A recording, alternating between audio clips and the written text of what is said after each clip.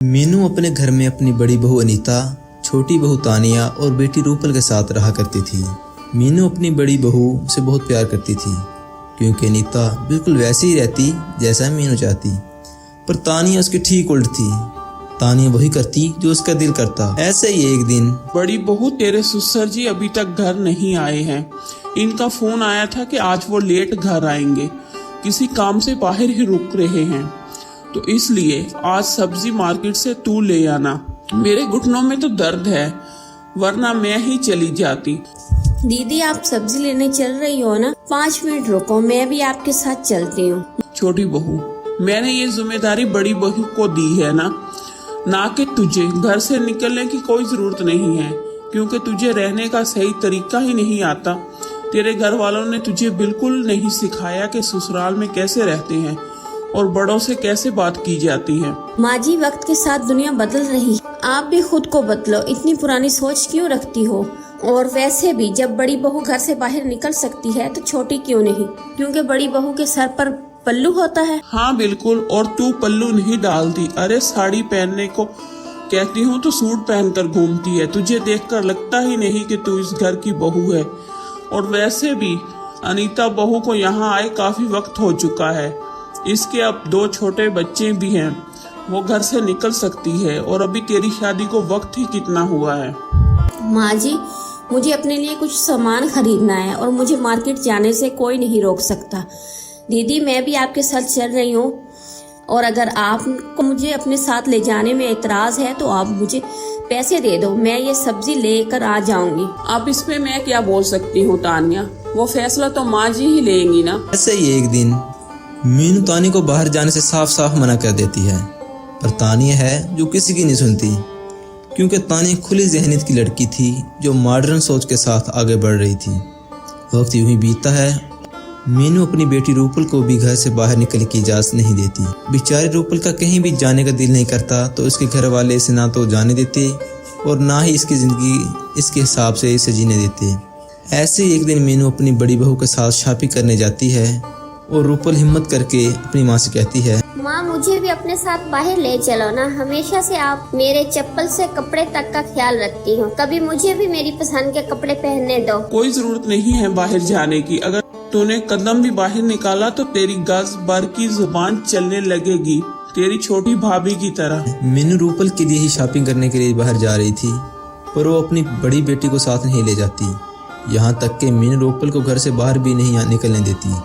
अगर कभी इसकी दोस्त इससे मिलने आ जाती तो वो इनके दोस्तों को भी रूपल के साथ ले जाने से साफ साफ मना कर देती। जी, जब से स्कूल खत्म हुआ है तब से रूपल से मिलना जुलना ही खत्म हो गया है। स्कूल टाइम पर भी वो कहीं नहीं जाती। आंटी जी, हम सब ने घूमने का प्लान बनाया है, रूपल को अपने साथ ले जाने दीजिए ना आंटी जी। रूपल को कहीं जाने की जरूरत नहीं है, लड़कियां घर में ही अच्छी लगती। मेरी बेटी कहीं नहीं जाएगी, तुम्हें जहाँ जाना है जाओ। मीनू रूपल के सभी दोस्तों को बहुत बुरी तरह से डांट देती थी। इसके सारे दोस्त इससे आगे कुछ नहीं बोल पाते और चुपचाप वहाँ से चले जाते हैं। अब इसी तरह से कुछ दिन बीत जाते हैं और एक दिन रूपल अपनी माँ को सोता हुआ देखकर घर से बाहर कुछ खाने के लिए चली जाती है और कुछ देर बाद जब वो घर आती है तो मीनू उसके ऊपर भड़कने लगती है। तू बहुत बिगड़ गई है, ये सब इस तानिया की सोहबत का असर है। जब से वो लड़की इस घर में आई है तू मेरे हाथ से निकल रही है। मैं तुझे आज कमरे में ही बंद कर देती हूँ, फिर देखती हूँ कैसे अपने कदम बाहर निकालती है तू। माँ जी रहने दीजिए ना, मैं समझा दूंगी, गलती हो गई इससे। रूपल तुम ऐसे हरकतें क्यों करती हो? माँ जी बिल्कुल सही तो कह रही हैं, वो तुम्हारा भला ही चाहती है ना। कभी तो माँ जी की बात सुन लिया करो। अगर तुम अपनी छोटी भाभी की बातों में ही रहोगी तो तुम्हारी जिंदगी जहन्नुम बन जाएगी। दीदी आप ये क्या कह रही हो? आप तो माँ जी के साथ रहकर इन्हीं की तरह हो गई हो। रूपल की इसमें कोई गलती नहीं है, आखिर वो कब तक घुट घुट कर जिए। आज पहली बार इसने अपने दिल की सुनी है और वो कहीं आगे नहीं है, घर के बाहर ही तो कुछ लेने गई थी अपनी पसंद का। और बढ़ावा दो, तुमने तो कसम ही खा ली थी ना रूपल की जिंदगी बर्बाद करने की। बीबी, मैंने रूपल की जिंदगी तबाह करने की नहीं बल्कि इसकी जिंदगी सुधारने की ठानी है। रूपल तुम्हारा जो दिल करता है वो तुम करो। तुम बाहर घूमना चाहती हो, बाहर जाओ। अरे जब तक रूपल बाहर नहीं जाएगी वो बाहर की दुनिया कैसे देखेगी? कैसे? कोई जरूरत नहीं है मेरी बेटी को बाहर की दुनिया देखने की। मैं इसे घर में ही महफूज रखूंगी। अभी इसकी माँ जिंदा है। बेशर्मी की भी हद होती है बहू। इतना बोलकर मीनू रूपल को कमरे में ले जाकर बंद कर देती है। अपनी नंद के साथ इतना सब कुछ होता देखकर तानी को बहुत बुरा लगता है और वो रूपल से बात करने करती है। रूपल, मैं समझ सकती हूँ तुम इस घर में कैसे घुट घुट कर जी रही हो, पर अब रोना बंद करो। चलो, अगर तुम इसी तरह से डरती रहोगी ना तो तुम पर सब इसी तरह से उंगली उठाते रहेंगे। भाभी मैं क्या करूं, मैं ऐसे जिंदगी जी कर परेशान हो गई हूं। मेरा दिल कर रहा है कि मैं सुसाइड कर लूं। कुछ ख्वाब है और मान है। मेरा भी दिल करता है बाहर की दुनिया देखने का। मेरा जी भी चाहता है कि अपने दोस्तों के साथ घूमने का। मेरा भी दिल करता है कि मेरे पास भी फोन हो। मैं भी चाहती हूँ कि अपनी पसंद के कपड़े पहनूं। आखिर इन सब में बुराई क्या है जो माँ ऐसा करती है। भैया कितने अच्छे हैं। इस घर के सभी लोग आपसे चिढ़ते हैं, पर भैया हमेशा आपको सपोर्ट करते हैं। आज भैया की वजह से ही आप अपने मन की इस घर में कर पाती हो। मेरा साथ देने वाला कोई नहीं है इस घर में। किसने कहा तुम्हारा साथ कोई नहीं है? मैं हूँ ना तुम्हारे साथ। तुम मुझे बताओ क्या करना चाहती हो, मैं तुम्हें वो सब करवाऊंगी। इसलिए चाहे मुझे इस घर वालों से लड़ना ही क्यों ना पड़े। तूने मेरी बेटी को अपनी तरह बना दिया। देख रहा है सूरज बेटा तेरी बीवी की करतूत। ये सब तेरा छूट देने का नतीजा है। और चढ़ा बीवी को सर पर। माँ, तानिया ने कुछ गलत नहीं किया। जो तानिया रूपल के लिए कर रही है वो आपको करना चाहिए था। आप रूपल की माँ हैं, पर आपको भी कभी अपनी बेटी को समझ ही नहीं पाई। आप जानती हैं मेरी बहन कितना घुट घुट के जी रही है। अरे इसके दिमाग में तो मरने का ख्याल आ रहा था। आप क्या चाहती हैं कि आपकी बेटी आपकी दकियानू सोच वजह से मर जाए? आज सूरज भी अपनी बहन के साथ देता है और अपनी बहन के साथ खड़ा होता है, जिस वजह से मीनू की बोलती बंद हो जाती है और तानिया की वजह से रूपल अपनी एक नई जिंदगी की शुरुआत करती है। अब रूपल वो सब कुछ करती है जो वो करना चाहती है और उन सब में उनका साथ तानिया देती है।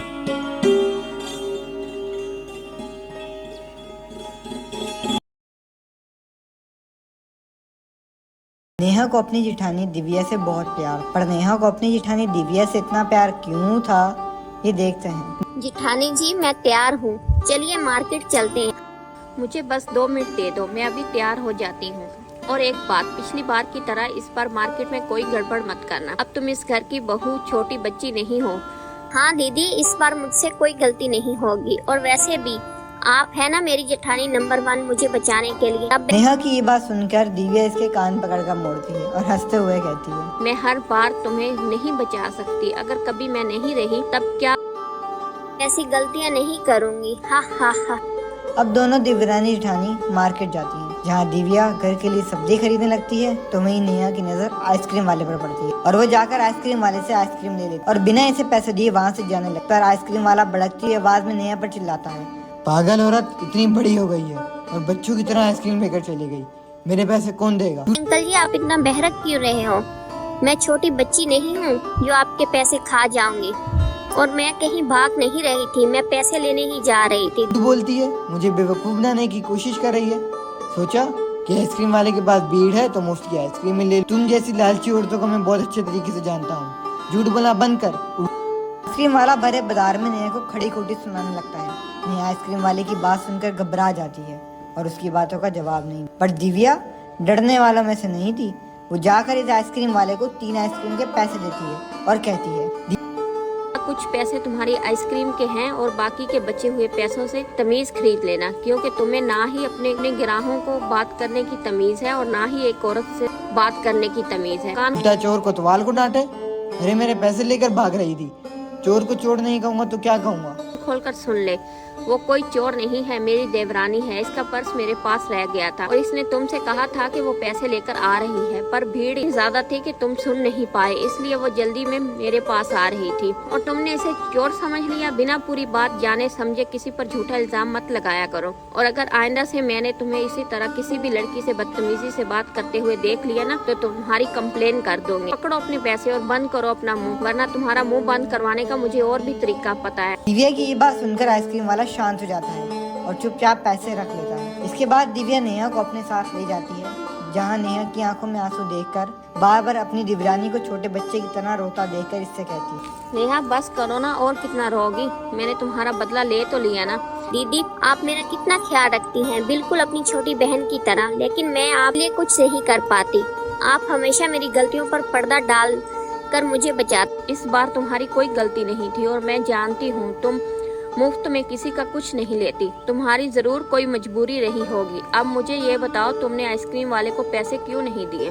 अब जैसे ही दिव्या नेहा से सवाल करती है, वैसे ही दिव्या और नेहा की सास माला वहाँ आ जाती है। माला दिव्या की सारी बात सुन लेती है, पर जिस पर माला को नेहा पर बहुत गुस्सा आता है और वो बिना नेहा की बात सुने इस पर भड़कने लगती है।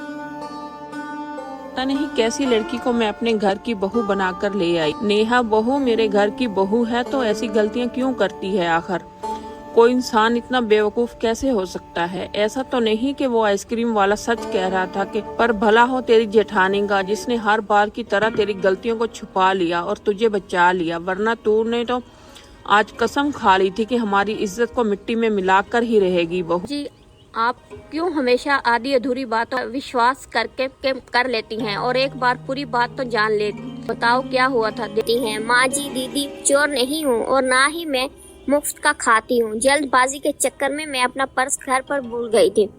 दीदी सब्जी ले रही थी तो मैंने सोचा कि आज मैं दीदी इनकी फेवरेट आइसक्रीम खिला दूंगी, इसलिए मैंने अपने लिए और दीदी के लिए आइसक्रीम लेती हूँ। इसलिए मैंने अपने लिए और दीदी के लिए आइसक्रीम ले ली। आइसक्रीम लेती है मैंने अपनी आइसक्रीम खानी शुरू कर दी और तब ही मुझे याद आया कि मैं अपना पर्स घर पर ही भूल आई हूँ। क्योंकि मैंने आइसक्रीम खा ली थी तो पैसे लेने के लिए दीदी के पास जाने लगी, पर इस आइसक्रीम वाले को गलत फहमी हो गई और वो बाजार में मेरे ऊपर भड़कने लगा। देख लिया माँ जी, मैंने कहा था ना कि नेहा की कोई गलती नहीं है, जरूर कोई वजह रही होगी। बिल्कुल नेहा, तुम घबराओ मत और रोना बंद करो। अब सब ठीक है ना? और माँ जी आप भी सख्ती से पेश आना बंद कर दीजिए। माँ हमेशा की तरह आज भी दिव्या नेहा को अपनी सांस के गुस्से से बचा लेती है और इसकी गलतियों को भी नजरअंदाज कर देती है। अब इसी तरह से कुछ वक्त गुजर जाता है और हमेशा की तरह इस बार भी नेहा एक और गलती। माला को डायबिटीज थी, इसलिए माला का खाना अलग बनता था बिना चीनी के।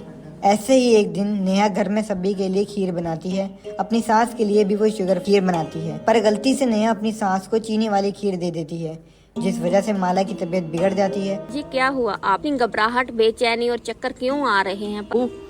मेरी तबीयत ठीक नहीं लग रही, मुझे डॉक्टर के पास ले चल जल्दी। दीदी मुझे लगता है माँ जी का शक्कर बढ़ गया है, तभी माँ जी की तबीयत इतनी खराब हो गई है।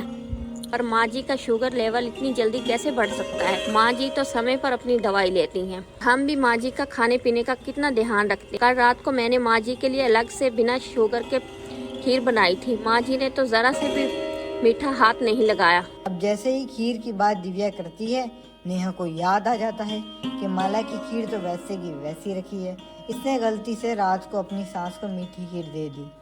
अब जैसे ही नेहा को ये बात याद आती है, वो पसीने से लथपथ हो जाती है और घबराने लगती है। दिव्या जैसे ही नेहा को डरा समा देखती है, समझ जाती है कि नेहा ने फिर से कोई गलती की है, पर दिव्या इसकी बात को घुमा देती है और अपनी सास को डॉक्टर के पास ले जाती है। डॉक्टर, हम अपनी सास के खाने पीने का अच्छे से ख्याल रखते हैं। माँ जी भी समय समय पर दवाई ले लेती हैं, फिर भी पता नहीं कैसे माँ जी की तबीयत बिगड़ गई। अच्छा हुआ जो आप इन्हें वक्त पर ले आए हैं। शुगर पेशेंट के साथ ऐसी समस्या अक्सर होती रहती है, इसलिए शुगर पेशेंट को बहुत ज्यादा ख्याल रखना होता है। वैसे आपकी सास अब ठीक है, आप उन्हें घर ले जा सकते हैं। जैसे ही माला ठीक होती है, दिव्या इन्हें घर ले आती है। अपनी सास को सही सलामत देखकर नेहा की जान में जान आती है और वो लंबी सांसें लेती है। तभी नेहा को डांटते हुए दिव्या कहती है, नेहा तुम ऐसी गलती कैसे कर सकती हो? अगर माँ जी को कुछ हो जाता तो? दीदी मैंने कुछ भी जानबूझकर नहीं किया, मैंने हम सब के लिए कटोरी में खीर निकाली थी। माँ जी की खीर भी अलग से निकाली थी, पर सारी कटोरियाँ सेम थी ना, इसी वजह से माँ जी की कटोरी हमारी कटोरियों के साथ मिक्स हो गई। मुझसे गलती हो गई। अरे तुम्हें याद कैसे नहीं रहा कि माँ जी को शुगर है? सच में नेहा, लापरवाही की भी हद होती है। आखिर मैं कब तक तुम्हारी गलतियों को छुपाती फिरूं और तुम्हें बचाती रहूं? वो तो शुक्र है कि माँ जी को इस बात की भनक तक नहीं पड़ी। अगर आज इन्हें पता चल जाता कि इनकी तबीयत खराब होने के पीछे तुम्हारा हाथ, तो वो तुम्हें छोड़ती नहीं, मरती बाद में, पहले तुम्हें मारती। माफ कर दो, आप भी परेशान हो चुकी हैं मुझे बचा कर, पर मैं वादा करती हूँ आपसे, मैं ऐसी गलती कभी दोबारा नहीं करूँगी। मैंने कुछ ज्यादा ही नहीं कह दिया था। आज देवरानी जी, जेठानी जी को माफ कर दो। देखो एक बात ना हमेशा याद रखना, तुम कभी अकेले नहीं हो, मैं हमेशा तुम्हारे साथ हूँ। अब बस भी कर दो ना, माँ जी भी तो ठीक है ना। आप मेरी जानती हो दीदी, आप मेरी जेठानी नंबर 1 है। इसी तरह से मुझे हमेशा बचाएंगी। पर मैं भी आपसे वादा करती हूँ, आपसे गलतियाँ नहीं करूँगी। तभी नेहा को डांटते हुए दिव्या कहती है, इतना बोलकर मुस्कुराती है और अपनी जेठानी के गले लग जाती है। तो अब तो आप भी समझ ही गए होंगे कि आखिर नेहा अपनी जेठानी से इतना प्यार क्यों करती है।